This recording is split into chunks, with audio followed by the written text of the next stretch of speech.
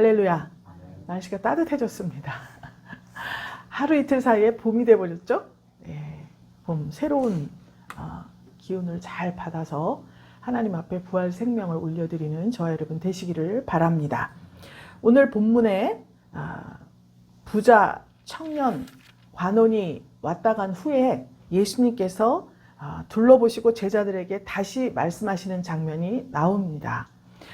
오늘 제목이 무엇을 얻으려는가 이렇게 정해 보았습니다. 우리가 항상 어떤 교제를 하든 어디를 가든 일을 하든 무엇을 얻기 위해서 우리의 힘과 정열을 다 쏟습니다. 그렇죠? 예. 그런데 지금 예수님께서는 우리 부자, 청년, 관원이 왔다 갔을 때 너희가 그 청년이 사회적인 지위도 있었죠? 관원이에요. 사회적인 지위도 있고 경제적으로 부유하고 종교적인 열심을 가진 아주 모범적인 그런 청년이었습니다. 그런데 그가 잘못된 구원관을 가지고 있었어요. 어떤 선행을 하면 영생을 얻을 것이다 라고 하는 생각을 가지고 있었습니다. 그래서 무엇을 하여야 영생을 얻으리까? 이렇게 예수님께 질문을 했지 않습니까? 그의 구원관이 잘못되어 있었습니다. 또 형식적인 율법관을 가지고 있었어요. 어떻게 할 수 있냐면 내가 가진 것을 다 팔아서 가난한 자들에게 나눠주어라 말씀했지 않습니까? 그랬더니 근심을 하면서 돌아갔습니다. 그러니까 율법을 잘 지키고 하나님 말씀대로 계명들을 잘 지켰다고 말은 했지만 사실상 하나님이 원하시는 것을 실천하지 못하고 살았던 것이나 마찬가지예요. 그래서 형식적으로 하라는 것만 했어. 그런데 지금 예수님께 물었잖아요. 그런데 예수님이 말씀했죠? 그랬으면 그대로 해야 되잖아요. 그런데 근심을 하면서 돌아갔습니다. 부자 청년의 마음이에요. 그런데 본문에 제자들이 보면은요, 제자들이 보인 반응이 더 이상합니다. 예수님이 돌아보시고 말씀하셨어요. 청년이 돌아간 다음에 제자들에게 이르시되 재물이 있는 자는 하나님 나라에 들어가기가 심히 어렵다. 이렇게 말씀하셨습니다. 그리고 그렇게 말씀하시니까 제자들이 24절에 보니까 그 말씀에 놀라는지라 그랬어요. 재물이 있는 자가 하나님 나라에 들어가기 어렵다, 심히 어렵다 이렇게 말씀했더니 제자들이 깜짝 놀란 거예요.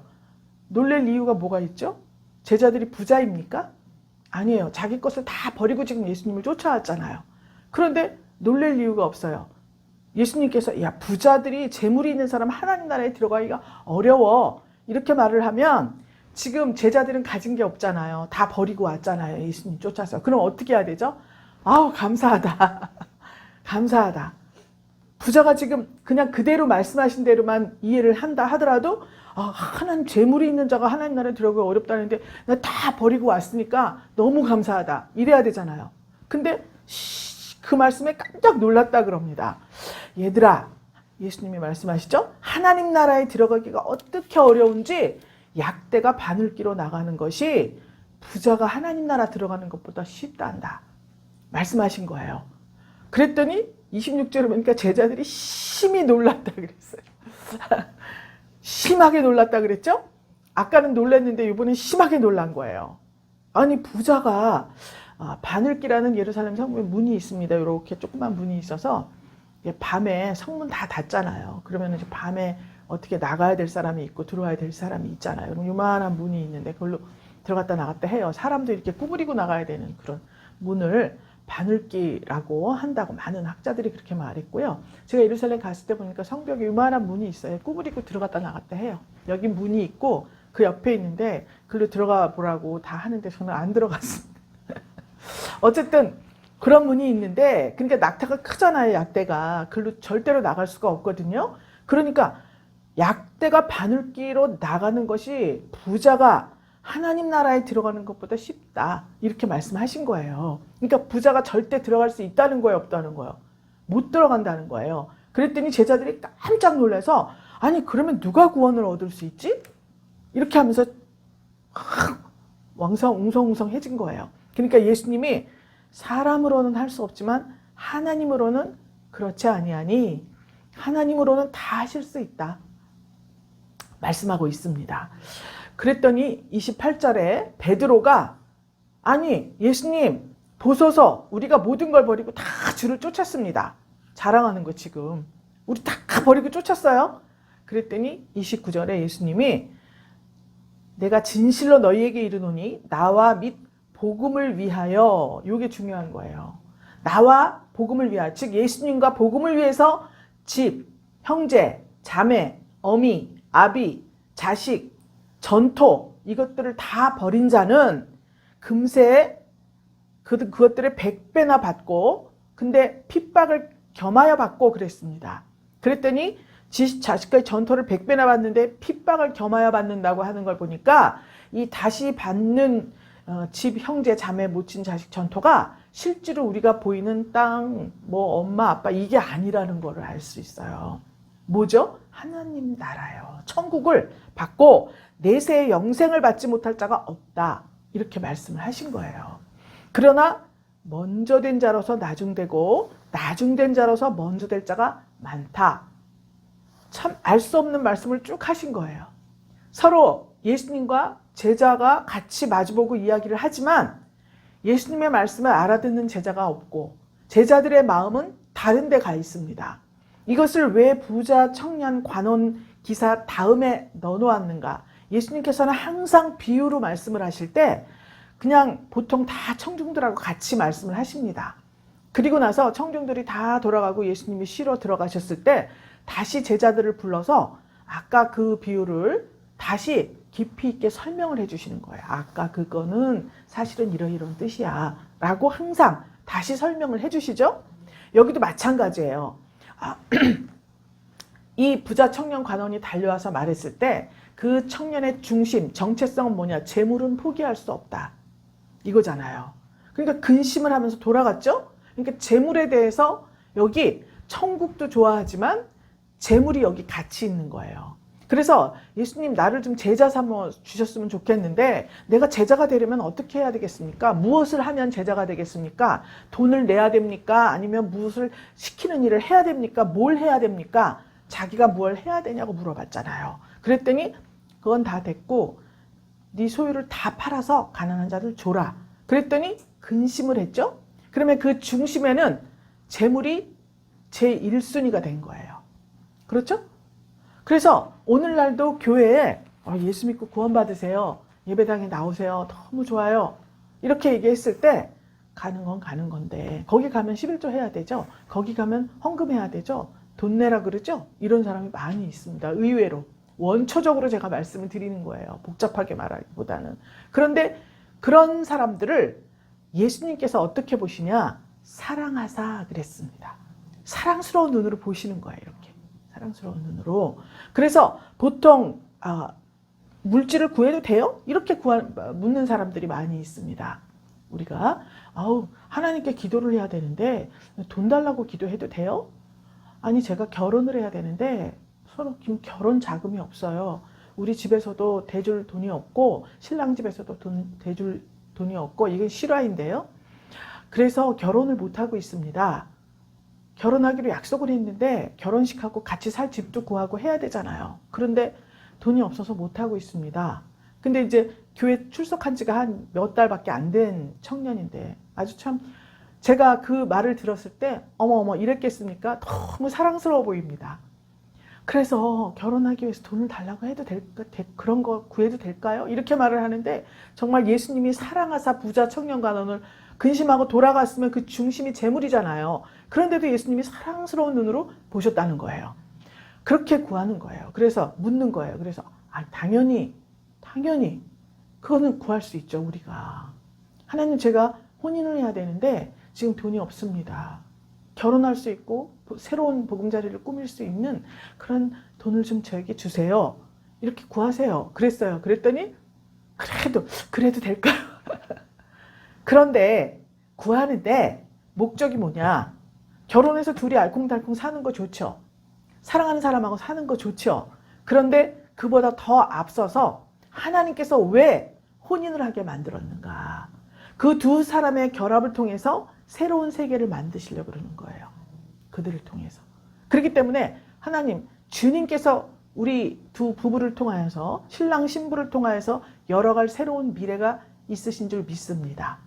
그런데 지금 합법적으로 부부가 되기 위해서 우리가 결혼식을 해야 되는데 여러 가지 물질이 많이 필요합니다. 이걸 공급해 주십시오. 이렇게 하면 되겠죠? 그런데 하나님은 저리로 가고 그냥 돈만 구하면은 그건 안 되겠죠. 그러나 그렇게 구하면 하나님이 얼마나 잘 주시겠어요. 우리 구해야지 주시지 않습니까? 그래 그런 마음가짐을 가지고 내가 새로운 가정을 꾸려서 우리 가정을 통해서 하나님이 하실 일을 내가 순종함으로 따라가야 되겠다. 이렇게 생각했다면 주셨겠죠. 그런데 미처 그것을 깨닫지 못했다 하더라도 하나님께서는 사랑스러운 마음을 가지시고 이렇게 구해도 된다고 종의 입을 통해서 선포해 주시는 것입니다. 네. 믿습니까? 네. 여러분들 사업을 하시고 직장을 주시지 않습니까? 하나님께서. 그런데 내 이 성에 차지를 않아. 만족이 없어. 그럴 때 어떻게 해야 되죠? 사업이 크게 확장되게 해주세요. 이 직장에서 승진하게 해주세요. 월급을 많이 받게 해주세요. 이렇게 구해도 됩니까? 라고 또 묻는 사람들도 있습니다. 되죠. 당연히. 내가 무엇을 하든지 잘 되게 해달라고 기도할 수 있습니다. 그럼 좀 전에 말씀드렸던 그 차원이에요. 중심이 어떠냐. 중심이. 하나님께서 주시면 하나님의 명령대로 내가 사용하는데 굳이 달라고 하지 않아도 하나님은 계속 공급해 주시는 거예요. 믿습니까? 물질관이 올바르게 되어 있으면 구하지 않아도 주시는 거예요. 그래서 지금 이 10장에서는 일단 하나님에 대한 것을 잘 알지 못합니다. 하나님은 무조건 율법적인 분이다. 이것만 알고 있어요. 내가 무엇을 해야 하나님은 나를 의롭게 여겨주신다 라고 생각했죠? 그런데 또 두 번째는 이 물질관이 어떠냐. 물질은 내가 소유해서 기득권을 많이 누릴수록 복을 받았다고 생각하는 시대예요.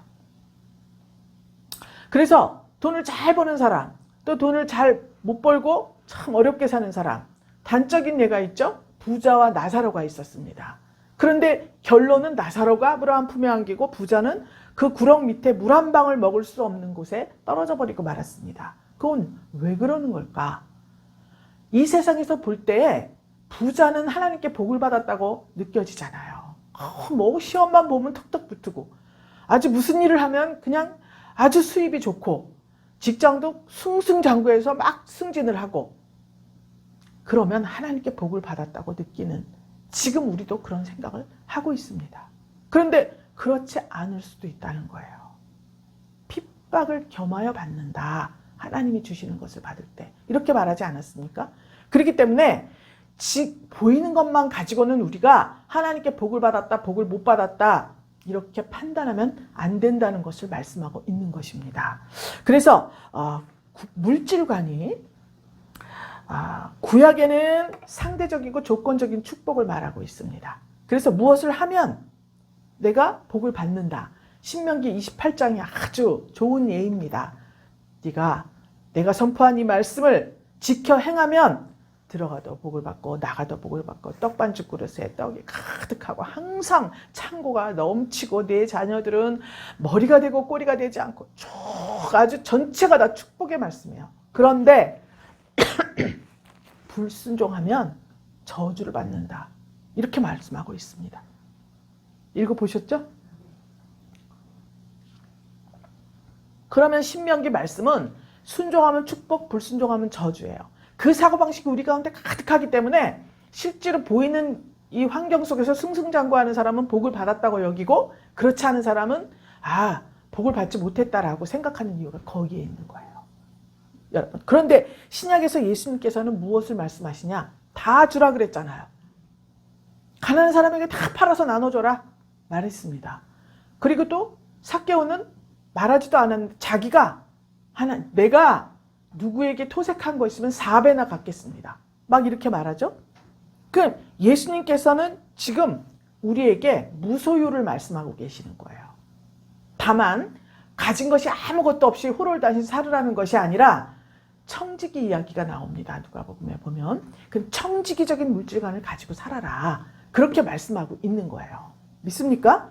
그래서 그렇게 설명을 하신 후에 31절에서는 뭐라고 말씀하시죠?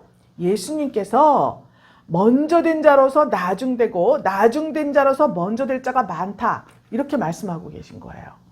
그렇죠? 그러면 이제 이것에 대해서 우리가 한 가지씩 잘 살펴봐야 됩니다. 마태복음 19장 23절에는 28절에 무엇을 이렇게 하면 무엇을 얻습니까? 이렇게 질문하는 사람이야. 우리가 오늘 제목이 지금 무엇을 얻으려는가 그랬죠? 그러면 여러분은 신앙생활을 하고 예배당에 나오고 무언가를 막 이렇게 종교적인 열심을 가지고 나오든 아니면 은혜를 받아서 나오든 무언가 주님을 위해서 무엇을 한다고 생각하지 않습니까? 그런데 그것은 그 마음 저 밑에 무엇을 얻으려는가, 무엇을 얻으려는가 그것을 우리가 살펴봐야 돼요. 제자들은요 지금 다 드렸잖아요. 다 버렸어요. 예수님을 쫓아오려고. 자기 소유가 없는 거예요. 쫓아왔습니다. 그런데 야 부자는 못 들어가 이렇게 말하니 깜짝 놀래고 더 심하게 놀라고 왜 그랬는가? 그 마음속에 부자가 되려고 하는 마음이 있었다는 거예요.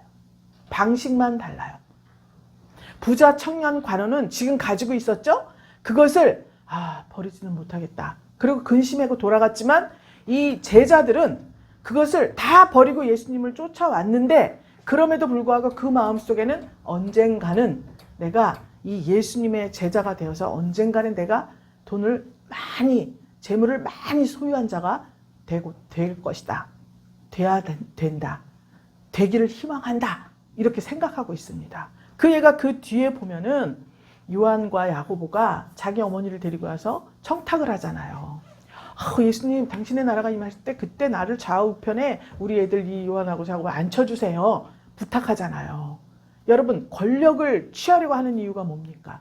권력자들의 뒤를 보면 쭉 쫓아가면 마지막엔 다 돈입니다. 정말 나라를 사랑해서 그 권력을 가지려고 하는 분들 계시겠죠. 그런데 대다수의 사람들이 돈 문제에서 떠나가지를 못해요.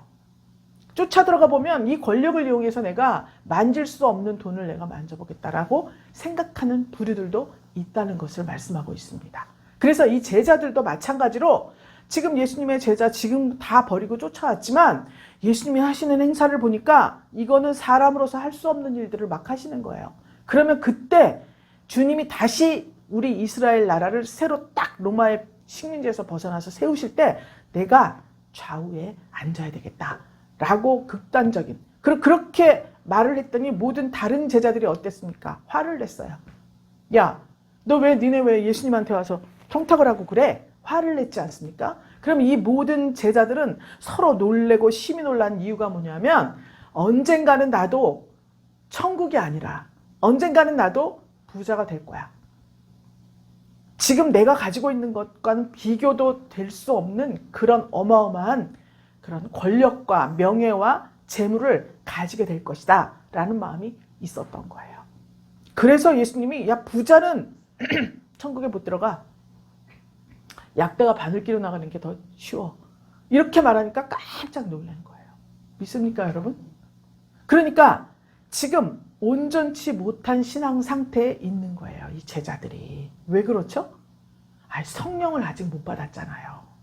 그래서 예수님이 십자가에 피 흘리고 죽으셔야 되는 것입니다. 우리의 모든 육성이 이 밑에 숨어 있는 거예요.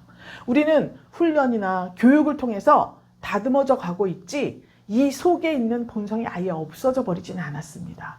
이것을 부인하고 정말 은혜 받은 사람같이 거듭난 사람같이 내 뜻이 하나님의 뜻이 될 수 있으려면 하나님이 성령을 받아야 돼요. 믿습니까? 그래야지 내 속에 꿈틀거리고 있는 이 심히 놀라고 놀라는 이 성분들이 다 죽어지는 거예요. 믿습니까? 예, 그래서 예수님께서 말씀하셨던 것처럼 그렇게 먼저 된 자가 나중되고 나중된 자가 먼저 될 자가 많다.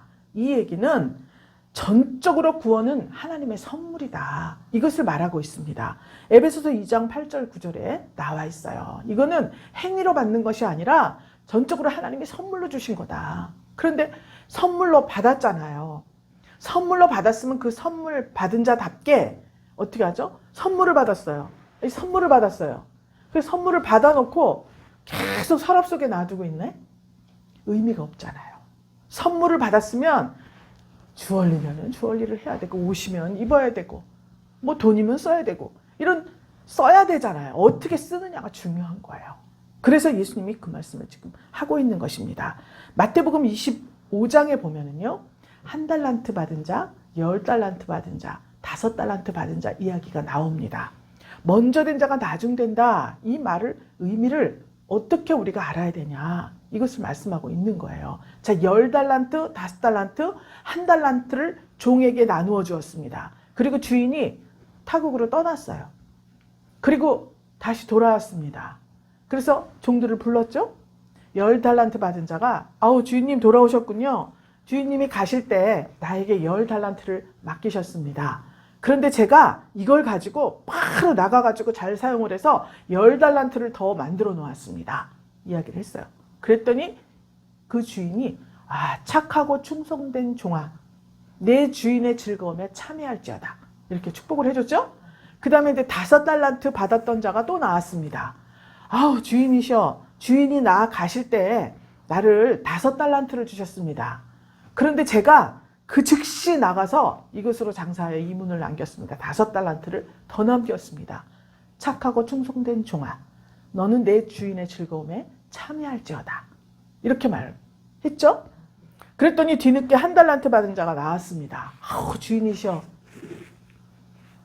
여기 나 1달란트 주셨는데 당신은 심지 않은 데서 거두진 굳은 마음을 가진 자라는 걸 내가 알기 때문에 그대로 잘 땅에 묻어놨다가 내가 그대로 1달란트 가지고 왔습니다. 이렇게 주인에게 말한 거예요. 그랬더니 주인이, 악하고 게으른 종아, 이렇게 말합니다. 그리고 이 무익한 종을 바깥 어두운 데 끌고 나가라.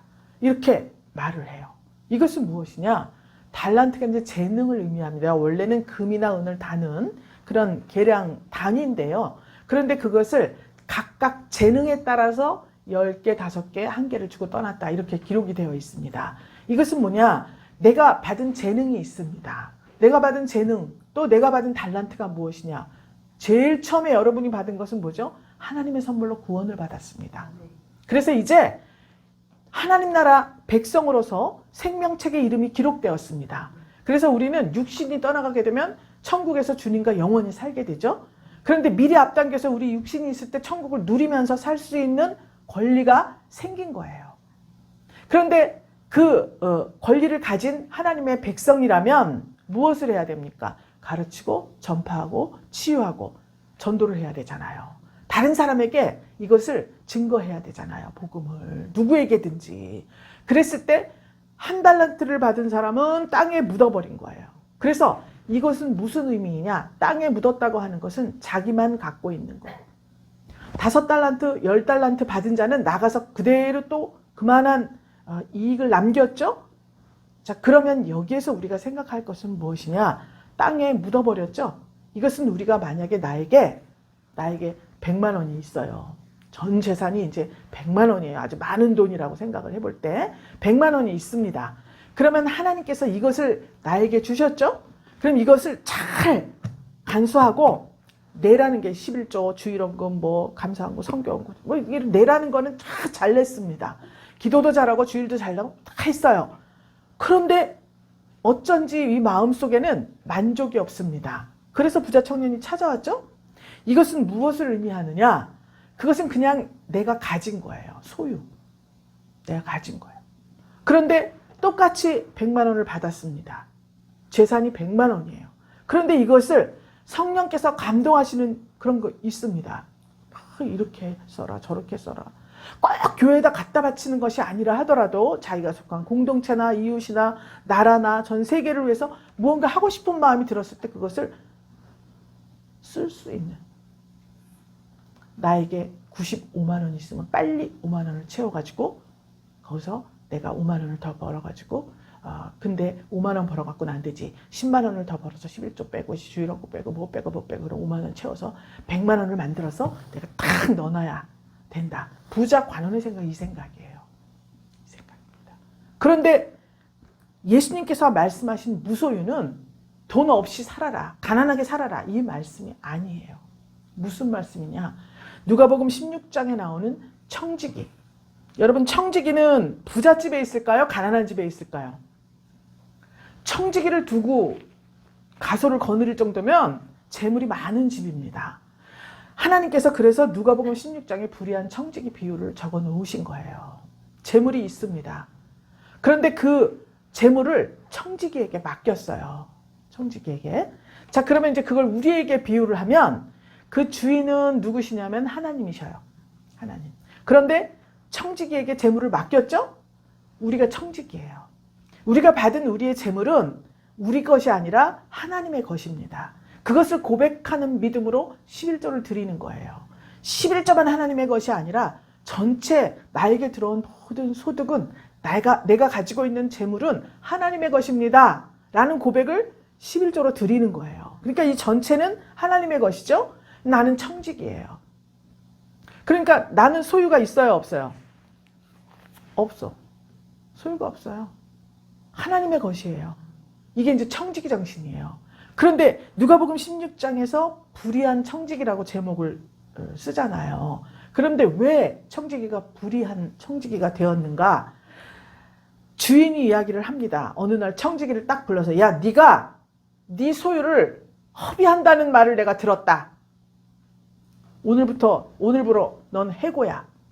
이렇게 말했습니다. 해고한다는 거예요.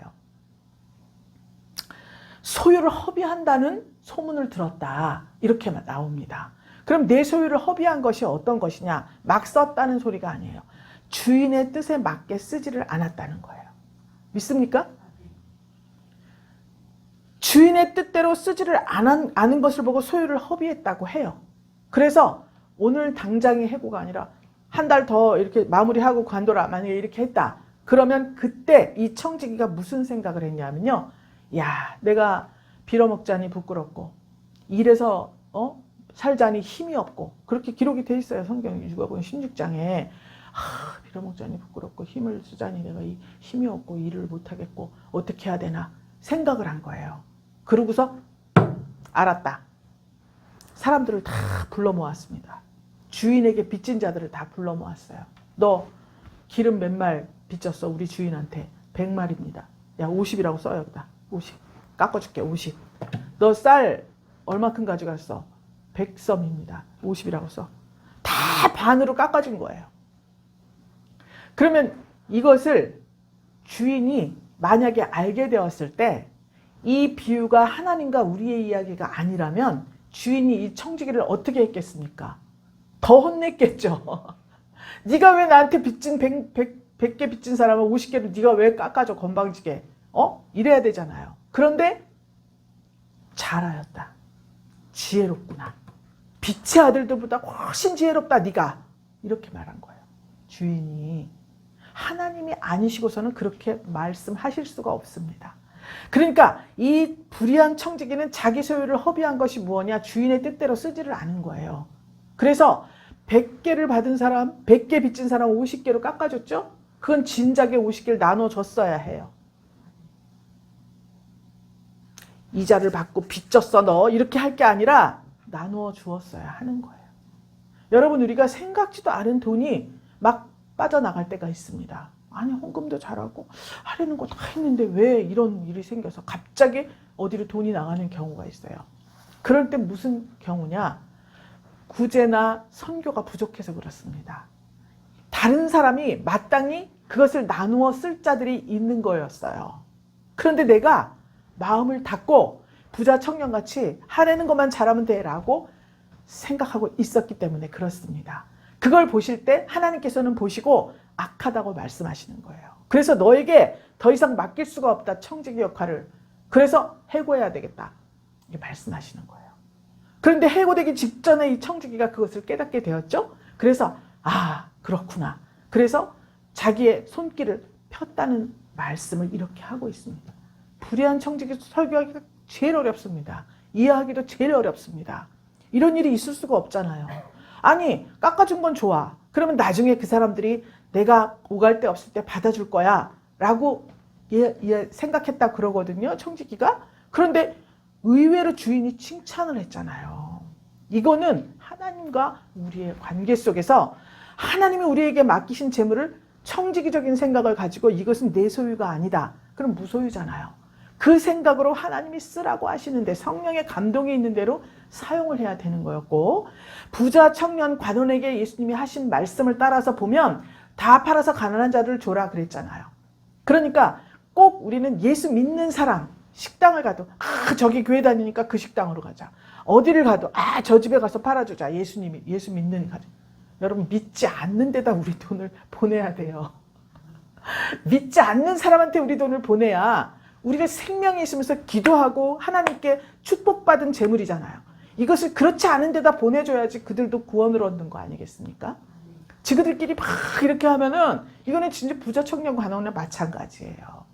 그래서 나중에는 이 청지기, 불의한 청지기와 같이 반드시 해고될 날이 있습니다. 청지기가 자기가 두루 관리할 재물이 없어지면 그건 무슨 의미입니까?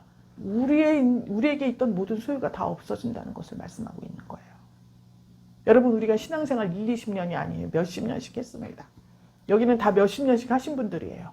그러면 하나님께서 어느 날 갑자기 이 안에 말고 다른 일반적인 우리 나라 가운데에서도 보면 한 시절 엄청나게 교회를 잘 섬기고 그렇게 훌륭하다, 그렇게 존경을 받던 분들이 나락으로 떨어지는 경우가 종종 있습니다. 왜 그렇습니까? 불의한 청지기적 사명을 가지지 못했습니다. 똑같이 내가 이웃에게 다 팔아서 나누어줬다 하더라도 그것이 자기의가 되었으면 주님 앞에 칭찬을 받지 못합니다. 믿습니까? 이것을 말씀하고 있는 거예요. 그래서 이제 그 불의한 재물로 친구를 사귀라. 누가복음 16장 9절에 나와 있는 말씀입니다. 지혜롭다 칭찬을 하시고서 이제 불의의 재물을 가지고 친구를 사귀라 너희가, 이렇게 말씀하고 있어요. 그러면 불의한 재물을 가지고 친구를 사귀라. 그리하면 없어질 때 저희가 영원한 처소로 너희를 영접하리라. 이렇게 기록이 되어 있습니다. 아니, 친구를 사귀는데 나에게서 아무것도 없어질 때 영원한 처소로 너희를 영접하리라. 이렇게 설명을 해요. 우리가 오갈 데가 없는 몸이 되었습니다. 그런데 내가 평소에 재물로 불의의 재물을 가지고 친구를 많이 사귀어놨어요. 그랬더니 내가 아무것도 가진 게 없게 되었을 때 그 친구가 영원한 처소로 우리를 영접한다. 이렇게 기록이 되어 있습니다. 그런데 말이죠. 그 누가복음 바로 16장 앞에 15장에서는 탕자 비유가 나와요. 불의의 재물이 아버지께 유산을 미리 땡겨주세요. 아버지 죽기도 전에 미리 말해갖고 집을 나가버렸지 않습니까? 그 재물을 가졌어요. 가서 막 친구들하고 먹고 놀고 얼마나 그의 돈을 가지고 신나게 놀았던 친구들이 많은지 몰라요. 근데 그가 돈이 다 없어져 버렸죠? 다 탕진했다 그랬어요. 그랬는데 이 말씀대로 하면 친구를 사귀었는데 없어져 아무것도 없게 되고 오갈 데 없게 되니까 그들이 영원한 처소로 영접해 줬습니까? 아닙니다. 물 한 방울, 빵 한 조각 주는 친구가 없었어요. 그래서 돼지도 막 주렴 열매 도토리같이 요만하게 생겼더라고요. 먹을 게 못 돼. 근데 그것도 없어가지고 못 먹어서 거기 막 그랬지 않습니까? 그럼 이것은 사람 친구를 말하는 게 아니잖아요. 그 친구가 영원한 처소로 너희를 영접할 것이다. 누구예요? 예수님이지. 그러니까 불의한 재물로 예수님과 친구가 되라. 이 말씀을 하고 있는 거예요. 믿습니까? 아브라함이 마므레 상수리나무 그늘 밑에 앉아있다가 천사들이, 하나님과 천사들 셋이 쭉 사람이 오는 것을 보고 하나님같이 대접을 했습니다. 그날 하나님과 아브라함은 친구가 되었습니다. 다시 말하면 요한복음 15장 14절에 있어요. 너희가 나의 명하는 대로 행하면 곧 나의 친구다. 예수님이 하신 말씀이에요. 그러면 예수님과 나의 친구가 되어서 영원한 처소로 우리가 받기 위해서는 예수님과 친구가 돼야 되잖아요. 어떻게 친구가 되느냐? 나의 명하는 대로 행하면 나의 친구다. 말씀하고 있는 것입니다. 그래서 무엇을 하려고 우리가 구하는가? 이것이 중요한 거예요. 여러분, 청지기는 많은 것을 다스리고 가지고 있는 사람이에요. 주인의 뜻대로 쓰는 건 청지기가 다 집행하는 거예요. 믿습니까? 하나님이 우리에게 주신 것을 집행하는 사람은 나예요. 그러면 내가 이 재물을 어떻게 벌어야 되나? 어떻게 해야 되나? 이런 거 신경 써야 됩니까? 안 써야 됩니까? 쓸 필요 없어요. 그건 주인이 알아서 하는 거잖아요. 그죠? 청지기까지 고용했을 정도면 튼튼한 집입니다. 재물이. 여러분들이 하나님 나라 청지기예요. 믿습니까? 우리가 어떻게 벌어야 되지, 어떻게 해야, 이런 거 신경 쓸 필요가 없어요. 다만 주인이 내게 원하시는 게 뭐지? 하나님이 내게 원하시는 게 뭐지?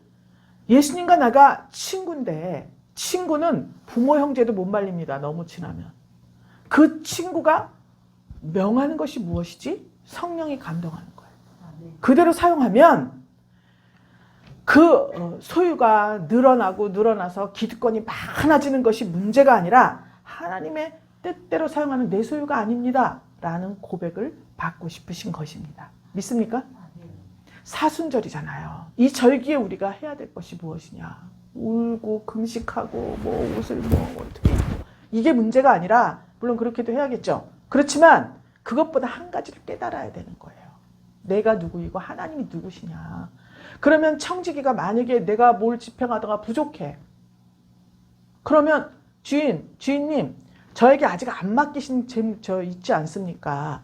그거를 더 주셔야겠습니다. 왜 그러는데? 아 저기 가난한 사람이 100명 있고 지금 기근이 들어가지고 못 먹는 사람이 얼마 있고 풀어야 됩니다. 그래 알았어. 주실 거 아니에요. 주인이. 그렇죠? 이게 방법이에요. 내가 돈을 벌어갖고 차곡차곡 싸서 199만 원 있으면 200을 채워야 되고 299 있으면 300을 채워. 이 정신을 가지고 구하면 부끄러운 일이겠죠. 그런데 하나님이 합당하게 여기는 일을 해야 되는 청지기적 사명을 가지고 있으면 무한 공급입니다. 무한 공급. 제가 이제 65살이잖아요. 예수님을 알고부터 그날부터 어디를 가면 카드를 먼저 뺍니다. 그때 카드가 없을 때는 돈을 한 주먹씩 쥐고 가서 어디를 가든지 밥값, 차값, 선물 아끼지 않고 냈어요. 그때도 못 내던 사람 지금도 못 냅니다. 40년이 지났는데. 저는 여전히 모아놓은 것도 많이 없어요. 그런데도 여전히 대접할 수도 있고 무엇을 살 수도 있고 나를 위해서 살 수도 있고 그를 위해서 살 수도 있고 넉넉하게 살고 있습니다. 이게 무슨 일입니까? 우리 마음이 청지기적 사명을 가지고 있느냐 아니냐 이거에 따라 달라요. 많이 부족하지만 제가 살아온 경험이 그렇습니다. 지금도 누군가에게 줄 수 있어요. 줄 수 있습니다. 나눠 쓰는 거예요. 금고에 들어있는 것보다 바깥에서 사람들이 사용하라고 돈을 만들어 놓은 거예요. 하나님이. 그런데 이것을 여기 다 넣는데 집중을 하기 때문에 불의한 청지기라고 그렇게 받은 거예요. 제자들도 그런 마음이 있었습니다. 지금은 다 버렸지만 일종의 투자다. 이런 마음이 있었어요. 그래서 슬픈 기색으로 부자 청년 돌아가고 예수님께서 야, 약대가 바늘기 나가는 것보다 부자가 하늘나라 들어가는 게 더 어려워. 이렇게 말을 한 거잖아요. 그랬을 때 충격을 받은 이유가 바로 이거예요.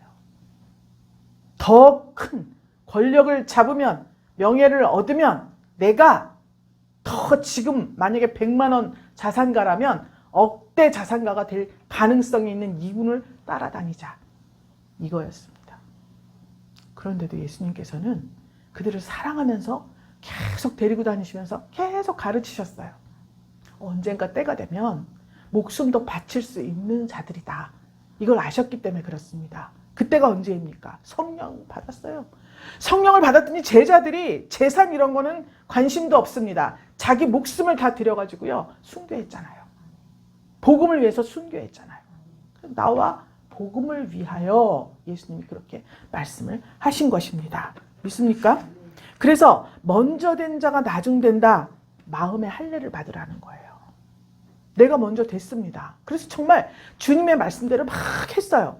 그랬더니 어느 순간이 되면서 이 마음에 가죽이 부들부들해요.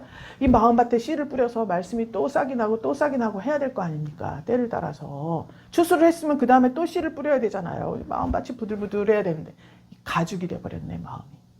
그래서 예레미야 9장에 있습니다. 열방은 할례를 받지 못했다.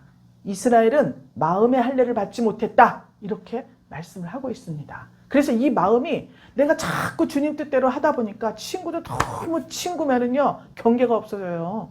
니께 내 건지 내께 네 건지 그러다 보면 실증 나서 친구 헤어질 수 있습니다. 여러분 제 경험이에요. 그런데 그렇게 할례를 받지 못했다. 굳어버린 거예요. 마음이 점점 가다가. 나는 뭐 이렇게 하고 있으니까 나는 천국은 앞자리가 내 자리지. 이렇게 생각하는 경우가 있다는 것입니다. 많은 사람들이 이렇게 자기가 어느 사이에 자기도 모르는 사이에 자기 마음을 가죽과 같이 만들어버리는 거예요. 그래서 먼저 된 자가 나중 된다.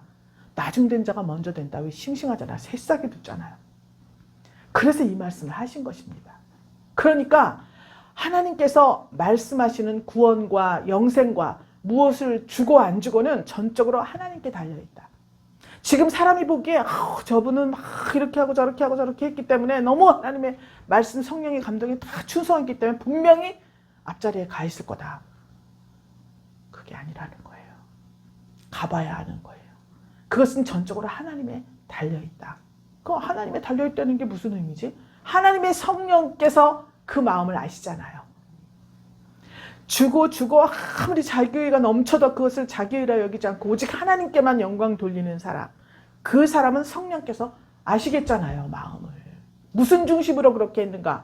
똑같이 무언가 하나님 앞에 뜻대로 했을 때 그 중심이 무언가 하나님의 성령이 알고 계시는 거예요. 믿습니까? 그러므로 우리는 성령으로 기도를 해야 되는 것입니다. 그래서 사도 바울이 고린도전서 15장에 나는 날마다 죽는다. 이렇게 고백을 했습니다.